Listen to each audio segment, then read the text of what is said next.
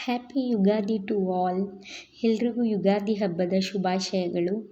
ಎಲ್ರಿಗೂ ಆಯಸ್ಸು ಆರೋಗ್ಯ ದೇವರು ಕೊಟ್ಟು ಕಾಪಾಡಲಿ. Welcome back to the Chaitra lifestyle. ಎಲ್ಲರೂ ಹೇಗಿದ್ದೀರಾ? ಐ ಹೋಪ್ ಎಲ್ಲರೂ ಚೆನ್ನಾಗಿದ್ದೀರಾ ಅಂತ ಭಾವಿಸ್ತಾ ಇದ್ದೀನಿ.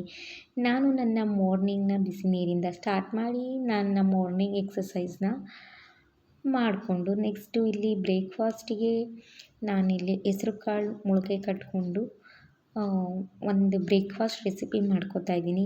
ಎಲ್ಲರೂ ಇದು ಇಷ್ಟಪಟ್ಟೇ ತಿಂತಾರೆ, ಎಕ್ಸ್ಪೆಷಲಿ ವೆಯ್ಟ್ ಲಾಸ್ ಮಾಡೋರು. ಇಲ್ಲಿ ನಾನು ಮೊಳಕೆ ಕಟ್ಟಿರೋ ಕಾಳು, ಹಾಗೆ ದಾಳಿಂಬೆ, ಒಂದು ಸ್ವಲ್ಪ ಸೌತೆಕಾಯಿ, ಕ್ಯಾರೆಟ್ ತುರಿ, ಸ್ವಲ್ಪ ಈರುಳ್ಳಿ, ಸ್ವಲ್ಪ ಟೊಮೊಟೊ, ಒಂದು ಸ್ವಲ್ಪ ಜಿಂಜರ್ ತುರಿದಿಟ್ಕೊಂಡಿರೋದು, ಕೊತ್ತಂಬರಿ, ಕರಿಬೇವು. ನನಗೆ ಹೆಲ್ತಿ ಅಲ್ವಾ, ಸೊ ಅಂದರೆ ಎಲ್ರಿಗೂ ಹೆಲ್ತಿ ಅಲ್ವಾ, ಸೊ ಕರಿಬೇವು ಸೊಪ್ಪು ಸ್ವಲ್ಪ ತೊಗೊಂಡಿದ್ದೀನಿ. ಆಪ್ಷನಲ್, ನಿಮ್ಗೆ ಇಷ್ಟ ಇದ್ದರೆ ತೊಗೋಬೋದು. ಸ್ವಲ್ಪ ಕರ್ಡ್ ಹಾಕಿ ಲಾಸ್ಟಲ್ಲಿ ಸಾಲ್ಟ್ ಮತ್ತು ಪೆಪ್ಪರ್ ಪೌಡರ್ನ ನಾನು ಪುಡಿ ಯೂಸ್ ಮಾಡಲ್ಲ, ಐ ಮೀನ್ ಫ್ರೆಶ್ಶಾಗಿ ಕುಟ್ಟಿ ಹಾಕ್ಕೊಂಡ್ರೆ ಆಯಿತು, ರೆಡಿ ಆಯಿತು. ನೆಕ್ಸ್ಟು ಬ್ರೇಕ್ಫಾಸ್ಟ್ ಮುಗಿಸಿ ಹೂವು ಕಟ್ಟೋಣ ಅಂತ ಕೂತ್ಕೊಂಡೆ. ನಾಳೆ ಹಬ್ಬ ಅಲ್ವಾ, ಅದಕ್ಕೆ ಹಬ್ಬ, ಇದು ಸಾಟರ್ಡೆ ವ್ಲಾಗ್ ಆಗಿರುತ್ತೆ. ಸೊ ಕನಕಾಂಬರ ಇತ್ತು, ಸೊ ಕಟ್ಕೊತಾ ಇದ್ದೀನಿ. ಏನೇ ಹೇಳಿ, ಹೂವು ಕಟ್ಟೋದು ಅಂದರೆ ನನಗೆ ತುಂಬಾ ಇಷ್ಟ.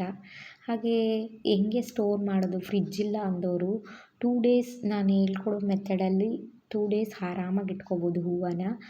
ಸಿಂಪಲ್, ಏನಿಲ್ಲ, ಒಂದು ಬಾಳೆ ಎಲೆ ತೊಗೊಳ್ಳಿ, ಅದು ಹಿಂದೆಗಡೆ ಅದು ಇರುತ್ತಲ್ವ, ಅದನ್ನು ಸಿಕ್ಕೊಳ್ಳಿ.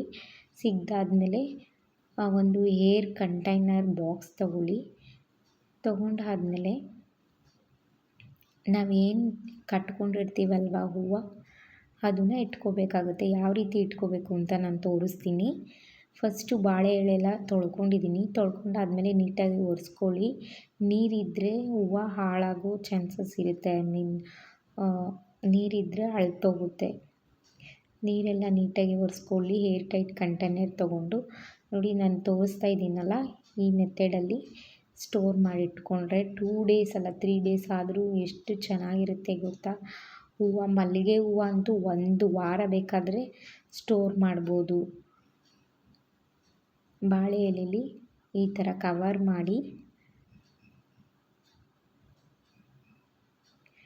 ಟೈಟಾಗಿ ಬಾಕ್ಸ್ ಮುಚ್ಚಳನ ಹಾಕ್ಕೊಂಡ್ರೆ ಆಯಿತು. ಈ ರೀತಿ ಹೂವನ್ನು ಫ್ರಿಜ್ ಇಲ್ಲದೆ ಇದ್ದರೂ ಸಹ ನಾವು ಸ್ಟೋರ್ ಮಾಡಿ ಇಟ್ಕೋಬೋದು. ನೆಕ್ಸ್ಟು ಆಫ್ಟರ್ನೂನಿಗೆ ನಾನಿಲ್ಲಿ ಸೊಪ್ಪು ಹಾಕ್ಕೊಂಡು ಬಸ್ಸಾರು ಮಾಡ್ಕೊತಾ ಇದ್ದೀನಿ. ಸೊ ಚಿಲ್ಕರವೆ ಸೊಪ್ಪು ಹಾಗೆ ಸಬ್ಬಕ್ಕಿ ಸೊಪ್ಪು ಹಾಕ್ಕೊಳ್ತಾ ಇದ್ದೀನಿ. ಚಿಲ್ಕರವೆ ನಾನೇ ಬೆಳೆದಿದ್ದೆ, ಅಲ್ಲಿಂದ ನಾನೇ ಕಿತ್ಕೊತಾ ಇದ್ದೀನಿ. ಸೊ ಈ ಥರ ನನಗೆ ತುಂಬಾ ಇಷ್ಟ, ನಾವೇ ಬೆಳೆದು ನಾವೇ ಪಿಕ್ ಮಾಡಿ ತಿನ್ನೋದು.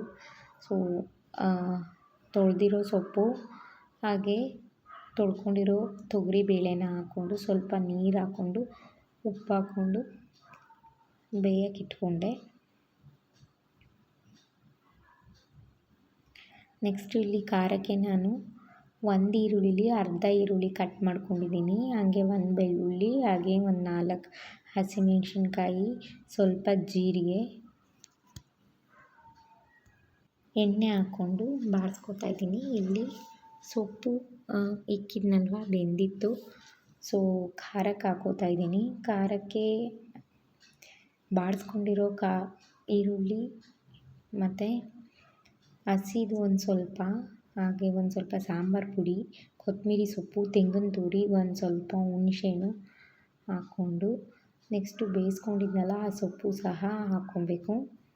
ನೆಕ್ಸ್ಟು ರುಬ್ಕೊಂಬಂದೆ. ಸೊ ಪ್ರಿಪೇರ್ ಆಯಿತು ಖಾರ. ಒಗ್ಗರಣೆ ಕೊಟ್ಕೋತಾ ಇದ್ದೀನಿ ಸೊಪ್ಪು ಮತ್ತು ಸಾಂಬಾರಿಗೆ. ಸೊ ಸೊಪ್ಪಿಗೆ ಈರುಳ್ಳಿ ಮತ್ತು ಸ್ವಲ್ಪ ಜೀರಿಗೆ, ಒಣಮೆಣ್ಸಿನ್ಕಾಯಿ, ಇಲ್ಲಿ ಸಾಂಬಾರಿಗೆ ಸ್ವಲ್ಪ ಎಣ್ಣೆ, ಸಾಸಿವೆ, ಕರಿಬೇವು ಸೊಪ್ಪು, ಒಂದು ಸ್ವಲ್ಪ ಈರುಳ್ಳಿ, ಜಜ್ಜಿ ಬೆಳ್ಳುಳ್ಳಿ ಹಾಕ್ಕೊಂಡ್ರೂ ಸಖತ್ತಾಗಿರುತ್ತೆ ಟೇಸ್ಟು. ನಾನಿಲ್ಲಿ ಬೆಳ್ಳುಳ್ಳಿ ಹಾಕ್ಕೊಂಡಿಲ್ಲ. ಸೊ ಒಂದು 5 ಮಿನಿಟ್ಸ್ ಖಾರ ಹಾಕಿ ಒಂದು 5 ಮಿನಿಟ್ಸ್ ಬಿಟ್ಟರೆ ಕೂಲಿ ಬಂತು. ಸೊ ರೆಡಿ ಆಯಿತು ಆಫ್ಟರ್ನೂನ್ ಊಟ. ನೆಕ್ಸ್ಟು ನಾಳೆ ಹಬ್ಬ ಅಲ್ವಾ, ಸೊ ಅದಕ್ಕೆ ದೇವ್ರ ಮನೆಯೆಲ್ಲ ಕ್ಲೀನ್ ಮಾಡಿ ಪೂಜೆ ಸಾಮಾನೆಲ್ಲ ತೊಳೆದು ಬಾಗಿಲು ನೋಡಿ ಸಾರಿಸ್ಕೊಂಡೆ. ರಂಗೋಲಿ ಬಿಡೋ ಅಷ್ಟರಲ್ಲೇ 7 ಆಗೇ ಹೋಯಿತು. ರಂಗೋಲಿ ಹಾಕಿ ಕಲರ್ ಹಾಕೋ ಅಷ್ಟರಲ್ಲೇ 7 ಈವ್ನಿಂಗ್ 7 ಆಗೇ ಹೋಯಿತು. ಈ ಥರ ಬಾಗಿಲು ಸಾರಿಸೋದೆಲ್ಲ ಯಾರ್ಯಾರಿಗೆ ಇಷ್ಟ, ನನಗಂತೂ ತುಂಬಾ ಇಷ್ಟ. ಎಕ್ಸ್ಪೆಷಲಿ ಹಬ್ಬ ಟೈಮಲ್ಲಂತೂ ಹಾಕಿ ರಂಗೋಲಿಗೆ ಕಲರ್ ಹಾಕೋದು ಅಂದರೆ ಏನೋ ಒಂಥರ ಖುಷಿ. ನೆಕ್ಸ್ಟು ಈವ್ನಿಂಗ್ ಪೂಜೆನ ಮುಗಿಸ್ಕೊಂಡೆ.